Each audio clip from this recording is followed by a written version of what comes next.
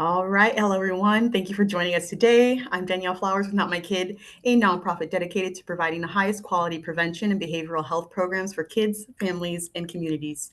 We are here today with Partnership to End Addiction, a national nonprofit based in New York City. Partnership mission is to transform how our nation addresses addiction by empowering families, advancing effective care, shaping public policy, and changing culture.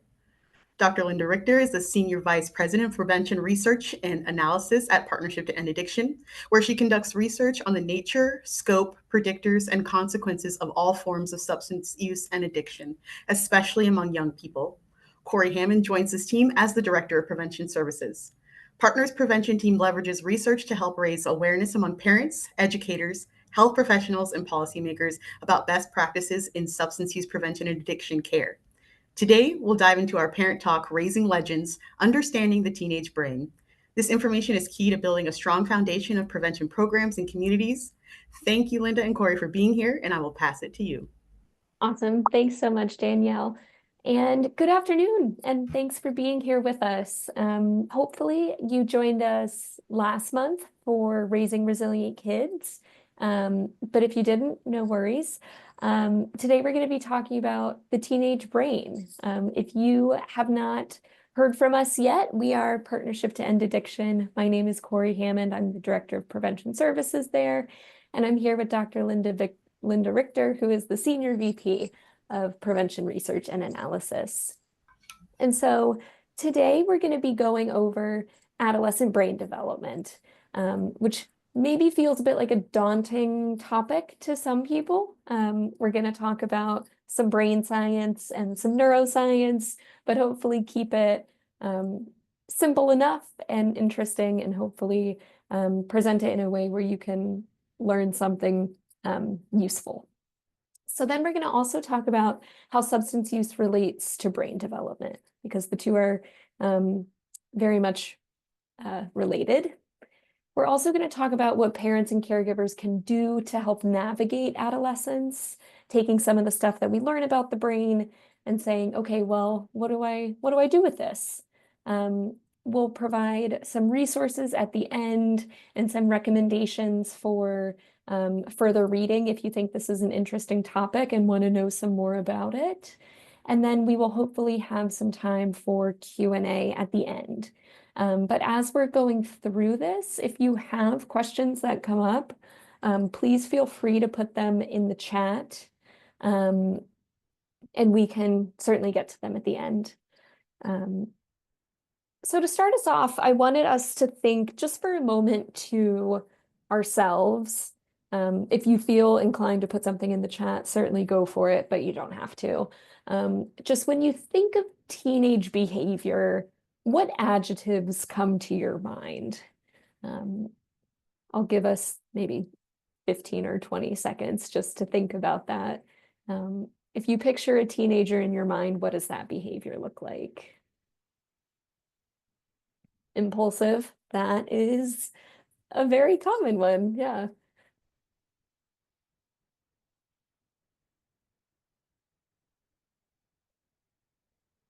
And so let's hold kind of these adjectives that we've thought of in our mind as we move through some of these science sections.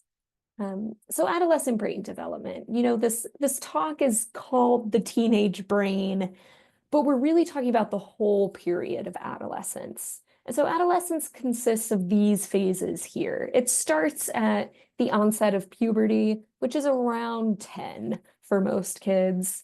And so that first phase is called early adolescence, which is from that beginning around 10 to about 12. Then we have middle adolescence, which is about 13 to 15.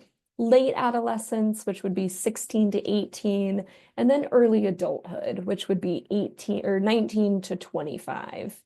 And so all of these phases we're going to be talking about today. And these kind of cutoffs are not set in stone. It's going to look a little bit different for everyone's personal development. But also we know there were about 74 million adolescents in 2017. So from those people aged 10 to 25, So this group represents almost a quarter of the US population. So it's a big group. And we know that it's an incredibly diverse population. And so certainly everything that we're talking about, we're going to be talking about neuroscience and population health. These are kind of broad scientific characteristics of people in this age group, but they certainly do not apply to every single person. And so the adolescent brain is certainly responsible for a lot of the adjectives that you might have thought of in the past couple slides. So things like impulsivity, like was mentioned, but also things like being emotional and being moody and not being able to problem solve super well.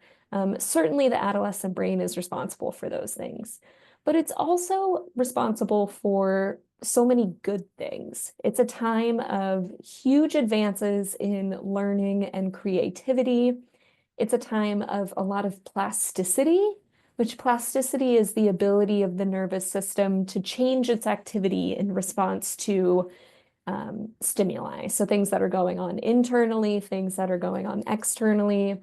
And it does this by reorganizing its own structure, its functions, and its connections. So there's a lot going on and a lot of changes in the brain at this time. It's also a time of building resiliency. So because of all of that change going on in the brain, there can be the development of the ability to bounce back from life's challenges that might not be available to someone much younger. And so we also know that the excitement and emotionality of adolescence can yield both great opportunity, but also great risk. Those changes in the brain structure and function in adolescence lead to heightened sensitivity to rewards, heightened willingness to take risks, heightened awareness of social status, all of these tendencies that are necessary for branching out and learning more about the world, learning more about themselves. And all of these things are a necessary part of development. But those changes in the brain structure and all of that development that's going on also puts them at risk. So they still very much need the guidance and support from adult caregivers. An important place to start is the fact that different areas of the brain are involved in different aspects of our functioning, and some of those areas of the brain develop faster than others. The figure on the left shows this. So it shows a kind of brain scans between the ages of 12 and 20. So the one on the far left is age 12. Immature parts of the brain here are green, and fully developed areas are that dark purple. So between 12 and 20, the brain's going through a lot of changing. But even at 20, it's not fully dark purple yet. So there's still a lot of maturing to do. The graph on the right, these are the three parts of the brain that we're going to talk about that are affected by substance use. So we'll get to those in a little later portion, but you'll see at the top, the blue structure is the basal ganglia.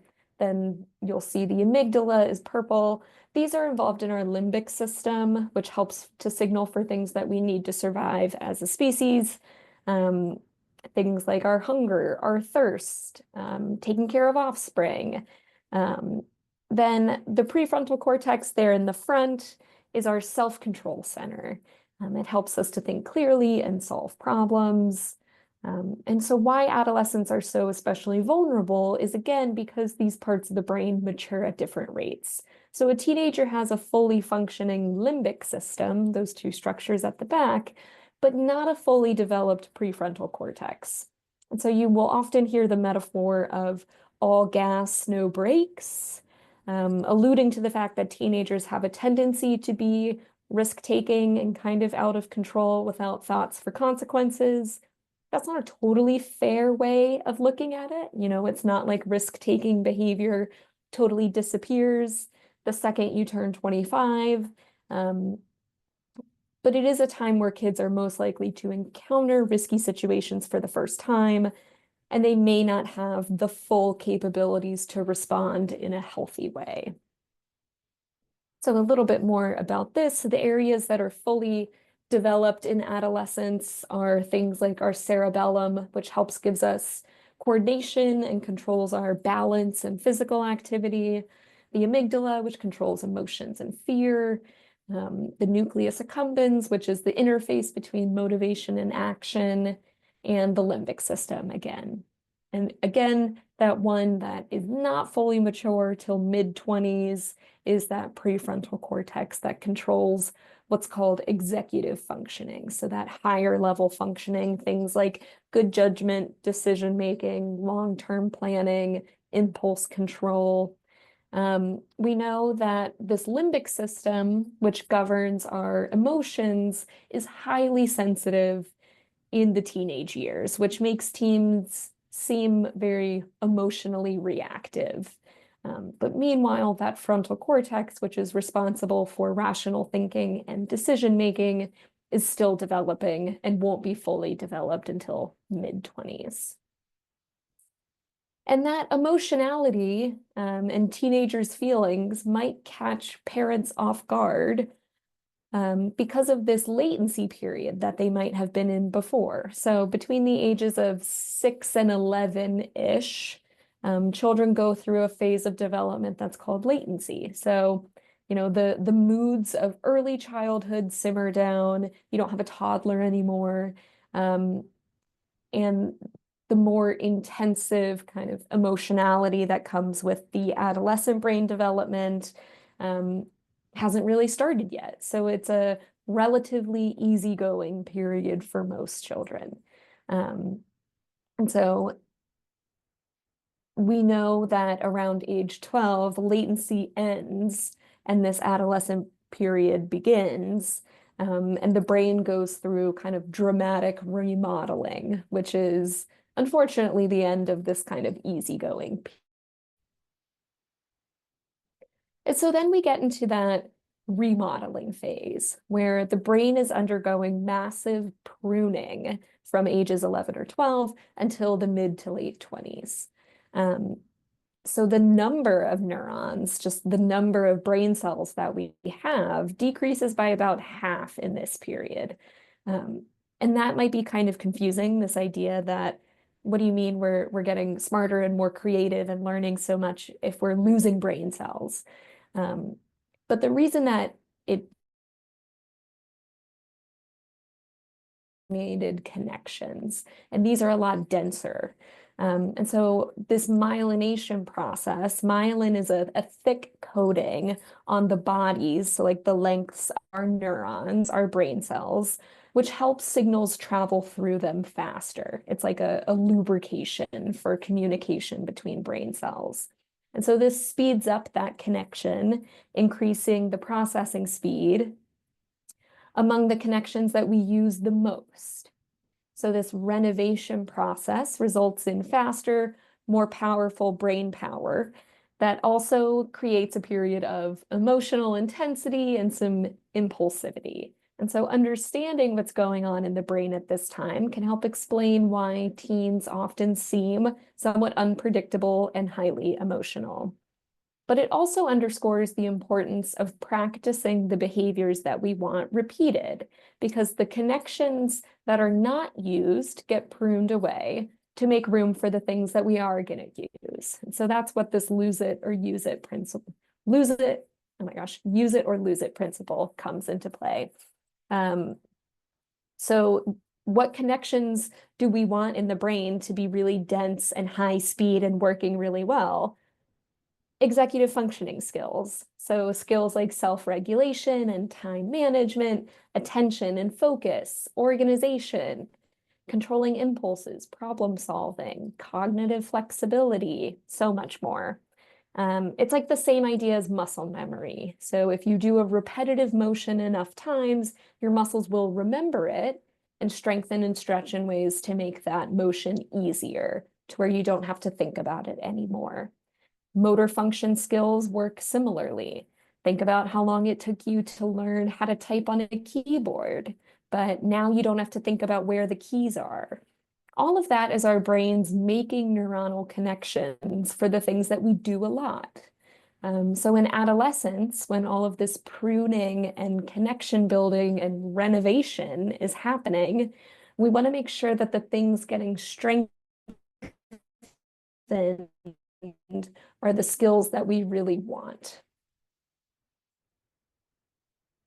The teenage brain in reference to hormones, adults will often kind of blame hormones for why teens are acting a certain way, which is not totally accurate. Definitely, hormones cause many physical changes during the teen years. And there's certainly a timing connection between when puberty starts and the intensification of emotions. But even with all of that, research shows that there's not a strong connection between the hormones that are involved in puberty and mood. So there's certainly some exceptions to this, things like PMDD for girls before their period, things like that, but for not a strong connection. So we can't blame hormones. When teens broadcast the emotions that you see them feeling, they usually matches what they're experiencing. They're really trying to harness powerful, unpredictable emotions. And although we're talking about brain development and hormones, teenagers, adolescents, young adults, they're not just totally at the mercy of biology. The environment plays a huge role in our development as well. And so I know this graph kind of looks like a lot, but we see basically the trajectory of two humans here. We have our kind of light cyan person and our royal blue person. Individual's life can be changed positively or negatively, all throughout different life stages. Protective factors in the environment, things like supportive relationships with family and caretakers and access to resources, support positive trajectories. You see kind of the peaks on this graph with things like positive parenting and access to care and a positive school environment can help boost the functioning and the flourishing at these life stages. Meanwhile, harmful experiences, things like toxic stress or housing insecurity, may lead to at-risk or worse off trajectories. And so our genes and our brain development are very much impacted by our surroundings and the events that happen in our lives. And so now I'm going to hand it off to Linda, who's going to talk about how this relates specifically to substance use. Yeah, thank you, Corey. So one of the most important things that affects a young person's brain development that comes from their environment, that's not inherent to their growth and development, is their exposure to substances. And by substances, we mean tobacco or nicotine, alcohol, marijuana, opioids, other drugs, or prescription medications that are misused. But before we get to the specific substances, what we want to show here is just once again is this kind of reason why young people and adolescents are so vulnerable. It's this kind of developmental imbalance that is going on during adolescence in the brain, where the limbic structures that Corey had mentioned earlier are activated more than those prefrontal structures where the higher order thinking and rational decision making and good judgment are located. And research shows that the development of that prefrontal cortex, that part of the brain that we're kind of trying to get our kids to, maximize, is really very much shaped by the environment around it. So it's shaped by the peers, the family, the neighborhood, the community, the schools, but also what goes into the person's body and brain. So in this period, the brain is so busy kind of pruning, as Corey was saying, and creating new connections based on these environmental experiences that a young person has. And what we really want to do is ensure that the adolescents are exposed to really positive and healthy environmental experiences to make sure that that pruning process is occurring in the best way possible, so that when they enter adulthood, they're left with those strong connections for things that are going to allow them to lead a healthy life, and that the connections that are less useful go away. and that we are not fostering connections for kind of unhealthy behaviors. So again, this graph on the left, it's a little, maybe hard to see, but it's essentially showing how in adolescence there's a real disconnect between those limbic areas where the impulsivity and sensation seeking and risk taking is more prominent, whereas those kind of more thoughtful areas of the brain are a little underdeveloped at that point. But as a young person leaves adolescence and gets into early middle adulthood, they kind of converge, and they're both working, in tandem. So we really need to get our adolescents out of that risk stage before they get exposed to substances, which can have a profound impact, which we'll talk about in a minute. The graph on the right is showing specifically sensation seeking, and that is essentially the attraction to new or exciting experiences, even knowing that they might be risky. And we all know that teenagers are more prone generally to sensation seeking than are adults, although there's certainly adults who spend their whole life in sensation seeking pursuits. But generally across the population, we know that there's also gender differences there, sex differences. So sensation seeking tends to peak at age 19 on average for boys, and around 16 for females. So that kind of relates a little bit to our notion of males being a little bit more risk-taking or sensation-seeking than girls in a general sense. And you could see that in the graph on the right, that it increases over the course of the teenage years, albeit a little differently between males and females. And then this tendency towards sensation-seeking decreases as a young person leaves adolescence and enters adulthood. So the reason we're talking about sensation seeking again is because it's a very important component of risk taking. And one area in which teens are known to engage in risk taking is with substance use. So adolescents are more likely to try and experiment with substances. They may know that it's dangerous for them, but they have this tendency that is due to their normal development to go ahead and say, well, I know it's risky, but I want to try it anyway. And that's a very, normal and appropriate response for a young person compared to an adult. But because the brain is still developing so intensely during this time, it is more easy for those substances that a young person uses to cause damage to the brain. So it's essentially like injecting something negative into something that's in the middle of forming. So it's going to affect the final formation of the brain. And because of the potential for that lasting damage or long-term damage that substance use can cause to a young person, we do know, and there's tons of data to support this, that an adolescent who uses nicotine, alcohol, or drugs is at 2 or more times higher risk of developing addiction or a substance use disorder for that substance than an adult who uses it. So the consequences are really quite profound and well documented. So just like technically, how does it work that a substance is actually affecting the brain? What is actually going on there? And we know that there are different types of substances. So I've been saying sort of generally nicotine, alcohol, drugs, but different types of substances affect the brains in different ways.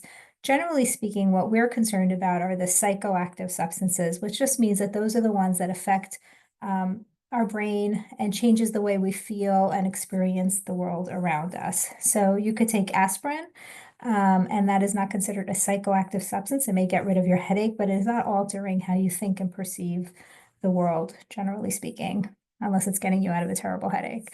But most addictive substances that we usually talk about are psychoactive. And they produce their effects on the brain in several ways. One way is they mimic or copy the actions of naturally existing brain chemicals, or the neurotransmitters, which are the chemicals in the brain that send messages between the cells and cause you to think and feel in a certain way. So, for example, marijuana, which the primary psychoactive ingredient is known as THC, which is a kind of cannabinoid. We have naturally occurring cannabinoids in our brain and body, actually all over our brain and body. So it kind of mimics some of those actions. Likewise, opioids. So if you could think about, the illicit opioids like heroin, or the prescription opioids like OxyContin or Percocet, they mimic in certain ways some of the naturally occurring opioids that we have in our brain. So that's what some of them do. Other substances act as depressants or slow down the communication between our brain cells. So substances like alcohol and opioids do this as well, are considered depressants in some cases because they tend to slow down the communication between brain cells. And then there are some substances that act as stimulants or stimulate the communication between brain cells. And those are things like caffeine or nicotine or cocaine or amphetamines. And they sort of speed up this communication and stimulation. And they do it in various different ways. The chemical messenger or neurotransmitter that you're probably most familiar with or have heard about the most is called dopamine. And that is a neurotransmitter that is very essential to the whole substance use and addiction process. But basically, what it does is it gets released when you take a substance, when you ingest and really any kind of substance. And it attaches to the parts of the cell, the brain cells that kind of receive the chemical messengers.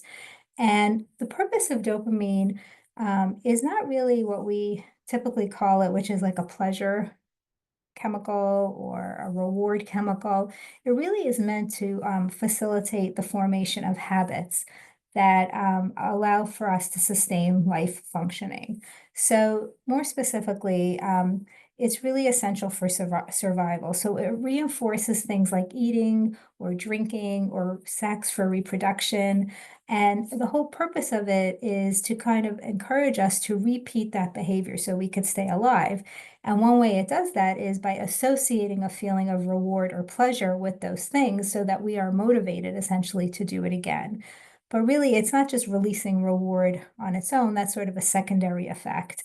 The primary effect is to create a habit, to make us do something over and over again. And when that's done naturally, it's all good. It's meant to kind of keep us alive. So make sure that we eat when we're hungry, drink when we're thirsty, reproduce so we can continue having children and moving ahead. But what happens with nicotine, alcohol, and drugs is they artificially also stimulate dopamine. And what that does is make us feel not just the habit of wanting to do that again and again, but also the pleasure and reward that is associated with it. And the other part of dopamine when it comes to substances is that that feeling of reward or pleasure tends to be more intense with substances than it is with our natural behaviors. So when dopamine is flooding our brain after we take a certain substance, what happens is the brain responds to that. Now, our brains want to kind of stay in control and relatively balanced, and we'll talk about that more in a minute. But when there is a rush or flood of dopamine in the brain naturally responds by becoming less sensitive to it. It's almost like a reaction like, hey, that's too much. I need to shut this down. I'm not going to accept all of that. So when you take a substance over time, again and again, although initially you get that terrific rush and good feeling, over time your brain adapts and becomes less sensitive. So in order to bring things back into balance. And because of that reduced sensitivity, it ends up taking more and more of the substance or that stimulus to kind of get that pleasurable or rewarding feeling over time. And this is what you may have heard of as tolerance, like if you become tolerant to a drug or tolerant to alcohol. As tolerance builds, that means your sensitivity to the substance declines. And someone might get to the point where they have to really just take the substance in order to just get to that normal level instead of, the original goal, which was to feel really good or better. And for some people who use a substance for a really long time, they just need to take the substance to feel normal, and without it, they could start feeling very sick and go into what we know as withdrawal. So we could think of this process almost like a seesaw or a balance. Like I said, the brain really wants to stay balanced. And we might have remember this from like biology class in elementary or high school, this notion of homeostasis, right? You get too hot, you're physically hot, your body cools down by sweating or, makes you relax and stop running around or something. So temperature is controlled in that way so that we maintain this level balance. Our brain is like that as well. It really does seek this kind of balance and stability. So when something throws off that balance or homeostasis, the brain works hard to bring it back to this level position. And that means when there are these large dopamine spikes due to substance use, the brain becomes desensitized to it and reduces its responsiveness. And it becomes less and less responsive to the substance over time. And with continued use, the brain ends up becoming dependent on that substance to just get to that balanced state, to just feel normal. And that's because there are structural and functional changes, which we'll talk about in a minute, to the brain itself. It may lose some of the brain cells that would normally be there, or it may, have more responsiveness in certain areas that are contrary to what the natural status should be. So the structure of the brain itself could change over time with substance use. We also know that these kind of structural and functional changes really have profound effects, not only on how you react to the particular substance, but also to a lot of mental health and emotional reactions. So we know that substance use over time, especially for a teenager, because that brain is still undergoing development, can really affect how they regulate their emotions, whether and how they can form memories, their ability to recognize fear or danger. So these are really critical functions that get disrupted, some for short term and some over the long term for a young person who engages in substance use.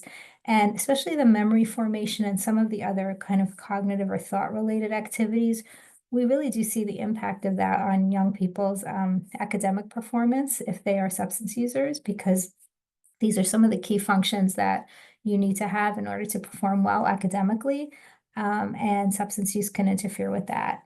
We also know that, kind of ironically, teenagers are somewhat less sensitive relative to adults to some of the kind of obvious effects of substances. So like the movement effects, the sedation effects.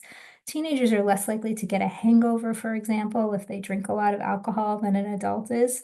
And that might sound good on the one hand, but those effects are actually cues or signs to a person that, hey, maybe they're having too much. Maybe they need to cut back. Maybe they need to slow down, or maybe they need to avoid using that substance in the future because they don't want to have those bad effects. So if you're an adult and you drink a lot and you wake up the next morning with a terrible hangover, you'll likely think twice about drinking that much again that next night, because you don't want to have that experience. Because teenagers are less likely to have those effects when they use substances, they have fewer cues or signals to stop or slow down, which puts them on this really kind of dangerous trajectory to keep using despite the negative consequences. And we do know that with continued use, the brain, could really develop certain very significant mental health disorders actually due to substance use, especially the substances that a lot of young people are exposed to now, which are very highly potent, very strong and powerful, and they also tend to use in higher doses than an adult who uses. So we know there are a lot of mental health issues and also physical impairment that can come from extensive substance use among young people. So for example, one you may be hearing a lot about now is for marijuana that has high doses or potency of THC. Again, that's the ingredient in marijuana that causes the psychoactive effects. There are kids who are getting psychosis or symptoms of schizophrenia, serious mental health disorders, if they're chronically and frequently taking high dose marijuana products. We also know that suicide risk is associated with heavy or chronic use of marijuana and certain other substances as well. So for teenagers, this lower tendency to kind of like modulate or hang back a little when they're using too much substances because they're not feeling those cues could lead them to use to such an extent that they really have permanent or at least long-term mental or physical damage.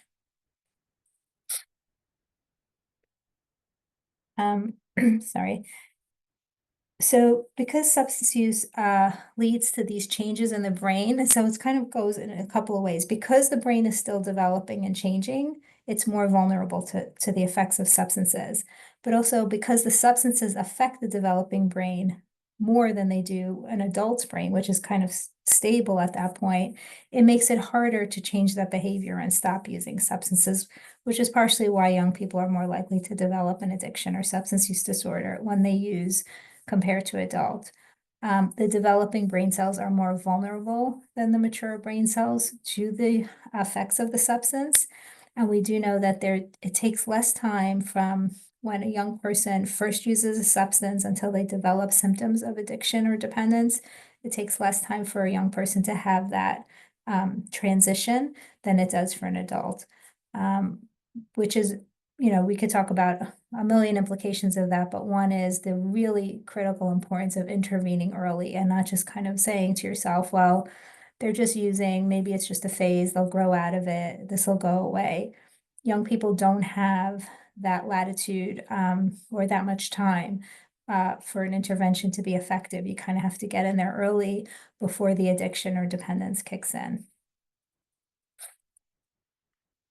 And finally, I just want to talk about what happens visually to the brain as well. There's some really great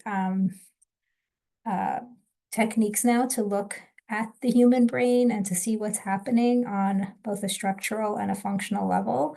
And what we could see from research is that once a person is addicted to or dependent on a substance, it could take a very long time for the brain to recover. So what you're seeing here on the top row is what a normal brain looks like, one that is not dependent on drugs. So someone who doesn't use substances.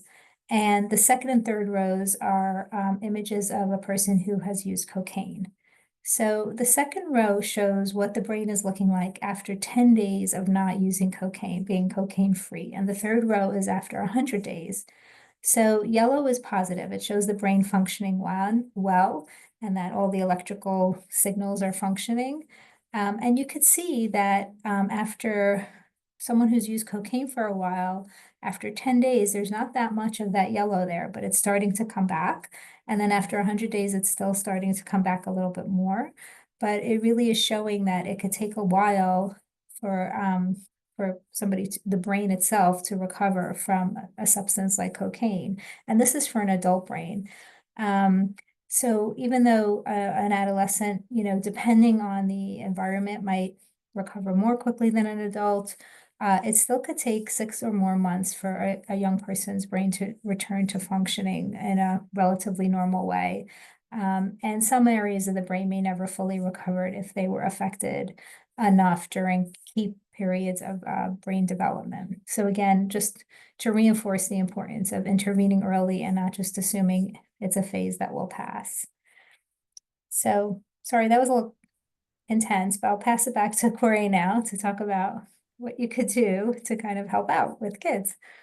Yeah, so using some of this brain science knowledge that we have, what can we do to change our day-to-day functioning to try to, help navigate through adolescence and improve outcomes for young people? And so one of those is this idea of brain-based praise. And Linda and I talked about this a little bit in Raising Resilient Kids because it's very similar to one of the tips and strategies that we always talk about. The term itself comes from Dr. Crystal Collier, who we've worked with before many years ago. But it's avoiding as much as you can kind of generic performance-based praise, just saying, great job, but instead trying to praise specific effort. And you can use some of these executive functioning skills when you know of what the executive functioning skills are. If we're thinking back to that list of things like long-term planning and task initiation and priority setting, things like that, then you can base your praise around those skills and have discussions based on those skills and talk about how your kid might improve on some of them and which ones they're doing well. So things like, you took out the recycling without me asking, thanks for taking initiative like that. That's praise towards a very specific effort. So instead of just saying, great job, we're praising taking initiative. So we're praising the brain-based skill. Again, like the way you solved that problem was awesome. Can you tell me how you did it? So we're praising problem solving, and we're also asking them to maybe do some self-reflection and think about how they actually used their brain to solve that problem to begin with.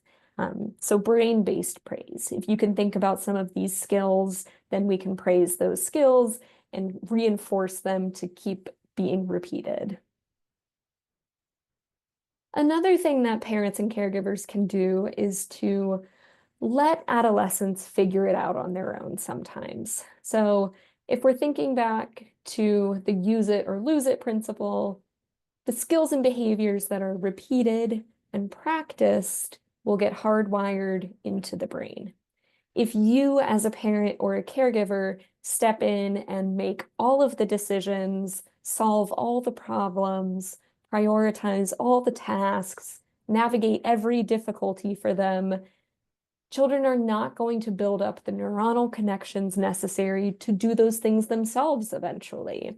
So the behavior that gets reinforced and the behavior that's going to continue is just relying on you to do it, and relying on you when things get hard. And so this might require watching adolescents and teens fail at some things. And so how we learn from those things and how we bounce back from failure is what's really important, because the eventual goal is independence and self-sufficiency, not codependency on parents and caregivers.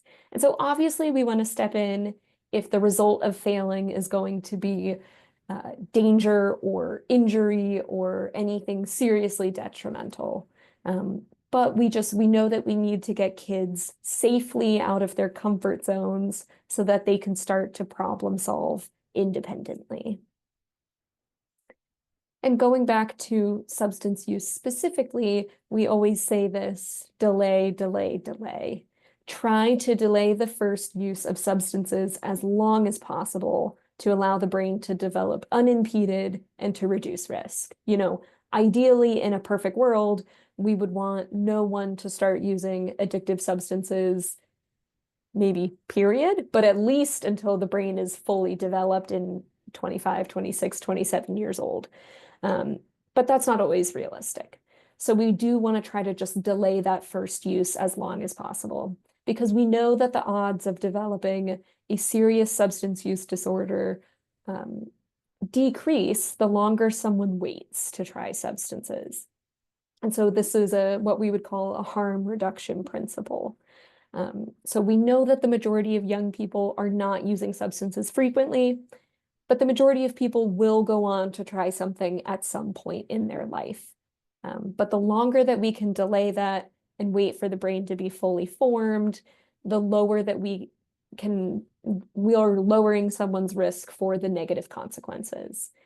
Even delaying by a year or two can have significant effects on brain development and with their eventual relation to substances in adulthood. We also want to talk about the strength of trying to frame things positively. It's more effective to frame things in a positive light than a negative light. So simply saying, you shouldn't use addictive substances because your brain's not fully formed, while that's very true, it's not the most effective message that we can say to young people. It's not super helpful to talk to teens about their brain development and frame it as if they're deficient or lacking in some way. When we're labeling teens as immature or deficient or without any willpower, they're just kind of a slave to their half-formed brain, we're not empowering them with the ability to make healthy decisions. Because the reality is that the teenage brain is doing so much, and it's doing it so quickly. It's really amazing. So we want that brain to continue to develop and prune and process without external substances disrupting all of that. And so we want to try to frame it positively wherever we can. So instead of kind of the message on the left, the message on the right is much more positive. Your brain and your body are changing and growing a lot right now. Introducing substances like nicotine or alcohol in this time of development can be really harmful to your health, your safety, and your future. I care about your well-being, and it's my job to make sure you're safe. A much more positive spin on it. And so in that same regard, I wanted to share Linda shared with me a lot of resources from the Frameworks Institute. And so they have what's called the core story of adolescence. So this is the message that they include in all of their materials, in the hopes to try to change the framing around adolescent and teen issues. And so what this says, it's kind of a teen manifesto almost. Adolescence is a time of remarkable opportunity and growth. From around the age 10 to 25, we discover, learn from, and adapt to the world around us. We forge our sense of who we are and who we aspire to be. We learn to make decisions, manage our emotions, and create deeper connections with peers and others in our communities. We also build resilience and develop interests, passions, and meaningful goals that shape our adult lives. Our developing brains are well suited to these tasks, but too often the systems that serve us are not. Adults working to support young people must transform dysfunctionality and discriminatory systems to ensure that all of us have the support that we need to explore, discover, and become a force for good in our communities and society during adolescence and as we transition to adulthood. So again, very positive framing and very much the type of ideas that we hope that you will take away from this webinar. And so in the spirit of that, now when we're thinking about teenage behavior and the teenage brain, if you can think back to the adjectives that you thought at the beginning, have those adjectives changed? Have we added some more to the list that are maybe a little more positive? Just something to think about. And so next, with our few remaining minutes, I wanted to go through some resources and recommendations for further understanding. The first of that is Partnership to End Addiction. Our organization has a playbook for parents of teens. So this goes through kind of a lot of the information that we talked about today, but also provides some kind of conversation tips and strategies, how to talk to your child, how to set consequences, going through risk factors and learning how to protect your kid. This is a downloadable PDF guide that you can get for free from our website. We also have a parenting skills course. This is, again, on our website for free. You can go to drugfree.org and find it from there. And this is a 12-module course. The whole thing takes about 4 hours if you wanted to do the whole thing, but it doesn't force you to do the whole thing. But some of the modules include things like, how do I talk so my child will listen? How do I encourage healthier behaviors?